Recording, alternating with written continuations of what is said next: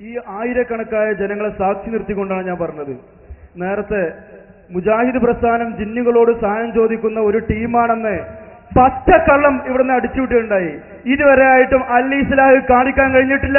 ഞാൻ വെല്ലുവിളിക്കുന്നു, നിങ്ങളുടെ ജീവിതത്തിൽ ഞങ്ങൾക്ക് കാണിക്കാൻ കഴിയില്ല. ഇതാപ്പം മുജാഹിദിന്റെ ഊക്ക് ഞാൻ തന്നെ അവിടെ വെക്കാൻ നോക്കുക.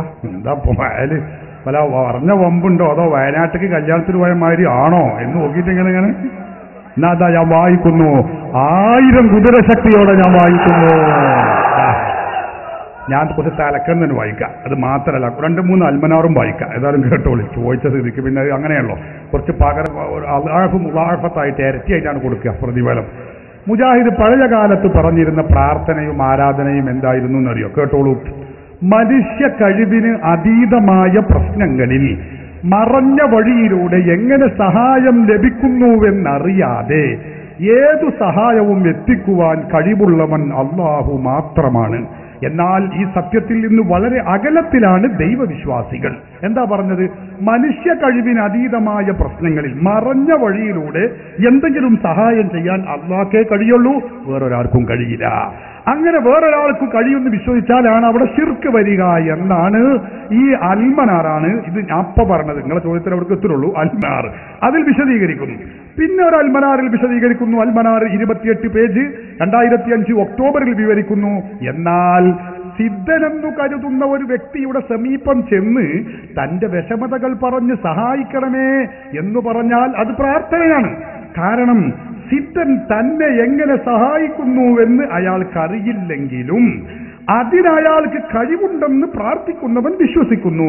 ഇത്തരത്തിലുള്ള വിശ്വാസം അള്ളാഹുവിനെ മാത്രം അർപ്പിക്കേണ്ടതാണ്. അത് തിരിച്ചാകുമ്പോൾ ശിർക്കാകുന്നു. ഇപ്പൊ എന്താ പറയുന്നത്? ഒരു സിദ്ധൻ, ഓല ഭാഷയാണ്, അയാളുടെ അരികിൽ പോയിട്ട് എന്നെ സഹായിക്കണേ രക്ഷിക്കണേ എന്ന് പറയുമ്പോൾ അതും പ്രാർത്ഥനയാണ്, ശിർക്കാണ്, പാടില്ലാത്തതാണ്. എന്താ കാരണം? അയാൾ എങ്ങനെ എന്നെ രക്ഷിക്കാൻ എനിക്കറിയില്ല. ഇതാ മുജാഹിദ് 2005 പറഞ്ഞിരുന്ന തൗഹീദാണത്. അങ്ങനെ തൗഹീദ് ഇങ്ങനെ മറിഞ്ഞു വരികയാണ്. അപ്പോൾ ഗൾഫിൽ പോയി മുജാഹിദുകൾ അവിടെ നിന്ന് അറബി ഷെയ്ഖുമാരെ പണം ഒന്നാകെ 2 ചാക്കിൽ ഇങ്ങനെ വാരിക്കൊണ്ടുവരികയാണ്. അപ്പൊ അവർ തൗഹീദും കൊടുത്തു 1 ചാക്കിൽ. അങ്ങനെ വന്ന് പൊളിഞ്ഞു നോക്കിയപ്പോൾ തൗഹീദിൽ പിശാചും ജിന്നും ഒക്കെ പടക്കടന്ന് കുത്തിമറിഞ്ഞ് അവിടെ ഉണ്ടായിരുന്ന മൗലിമാര് ശംസുദ്ദീൻ പാലത്ത്, അതുപോലെ സക്കരിയ സലാഹി, അനീബ കായക്കൊടി, അവരുടെ മേത്ത് കൂടെ ഒക്കെ ജിന്നാണ് കയറി. തൗഹീദ് ജിന്നാണ് കയറിയത്, സാധാ ജിന്നല്ല. അങ്ങനെ കയറിയപ്പോൾ തൗഹീദ് മാറി. തൗഹീദ് പറയുന്നത് കൊട്ടുകുങ്ങൾ ഇസ്ലാഹി മാസിക 2007 ഏപ്രിൽ ലക്കത്തിൽ പറയുന്നു. രാത്രിയുടെ ഇരുളിൽ തപ്പിത്തടഞ്ഞു നീങ്ങുന്ന ഒരാൾ തന്റെ ശബ്ദം തൊട്ടടുത്ത് നിന്ന് ശബ്ദം കേൾക്കുന്നു. ആളെ കാണുന്നില്ല. തന്റെ മുമ്പിലുള്ള ഈ ശബ്ദത്തിന്റെ ഉടമ ജിന്നായിരിക്കാം എന്ന വിശ്വാസത്തിൽ എന്നെ ഒന്ന് സഹായിക്കാമോ, ഒരു വെളിച്ചം തരാമോ എന്നാവശ്യപ്പെട്ടാൽ അത് അഭൗതികമോ കാര്യകാരണ ബന്ധത്തിന് അപ്പുറത്തുള്ളതോ അല്ലെങ്കിൽ സൃഷ്ടികളുടെ കഴിവിൽ പെടാത്തതോ തേടുകയല്ല, ആ സഹായാർത്ഥന ശിർക്കുമല്ല. നേരത്തെ പറഞ്ഞ എന്താ?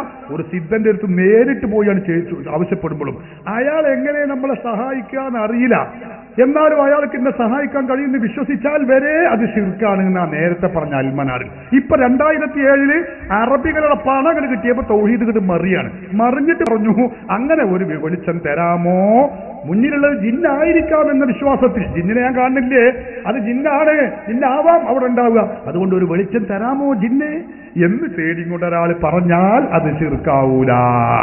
കഴിഞ്ഞില്ല. പകൽ വെളിച്ചത്തിൽ, ഇത് രാത്രി കേട്ടോ, പകലും മനുഷ്യന് പോണ്ടി വരുമല്ലോ. അപ്പോ സ്വാഭാവികമായും പകൽ വെളിച്ചത്തിൽ വിജനമായ മരുഭൂമിയിലൂടെ വഴിയറിയാതെ നടന്നു നീങ്ങുന്ന ഒരാൾ പരിസരത്ത് ആരെയും കാണുന്നില്ല. ഇവിടെ എന്റെ ശബ്ദം കേൾക്കുന്ന